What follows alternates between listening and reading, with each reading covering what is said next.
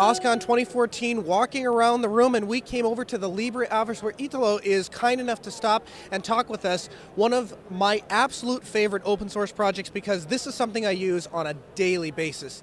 How are you doing today, sir? Fine.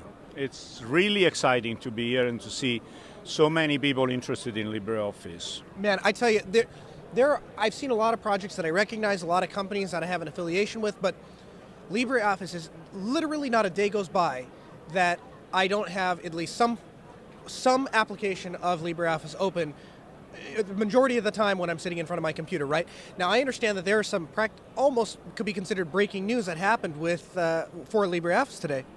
Yes, actually, I don't think it's only for us, although we are one of the leader in this area, but it's breaking news for everyone interested in working with documents. Actually, the UK government has standardized on open document format. Open document format is not only the native format of LibreOffice, is a open format for documents that allow everyone to get complete freedom of its contents.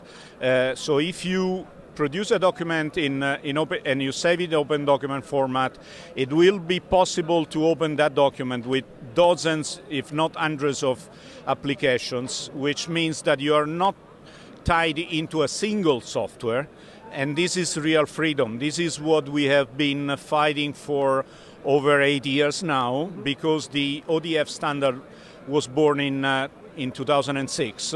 And I think it's really great news, and it's something that will allow us to go to other governments and say, if the UK government is able to standardize on that, you should look at their documents, you should look at their reasons and do the same, because this is an advantage for all the citizens, and a government should look at the citizens before it looks at any business. Right, and that doesn't even touch on the cost effectiveness of having a document format that is not only free in the freedom sense, but is free in the cost sense too.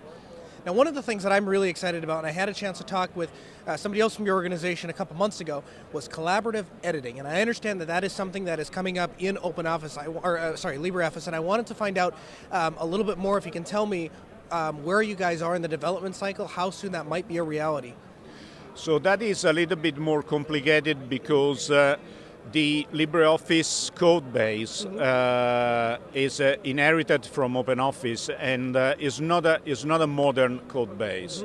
It goes back to the 90s, and to allow some features, including collaborative editing, we still need a little bit of cleaning up the old code. But we are getting closer and closer to that point. I just make an example. For instance, there is a feature that was set for years to be impossible to achieve, and was to have a paragraph of over 65,000 characters, which of course is a rather weird thing, because it's kind of 24 pages in a single paragraph, but is a request from some countries. And with LibreOffice 4.3 coming up next week, this feature will be a reality. After 11 years, it has been requested the first time. So this feature was set until a couple of years ago to be impossible. We have made the impossible possible, so I think we will make collaborative editing possible in the near future. I cannot give a date, though, because I think we still need a little bit of time, and we need a little bit of investments from maybe a government, maybe a company, because it's not only cleaning, it's also feature development, and that takes more time from developers.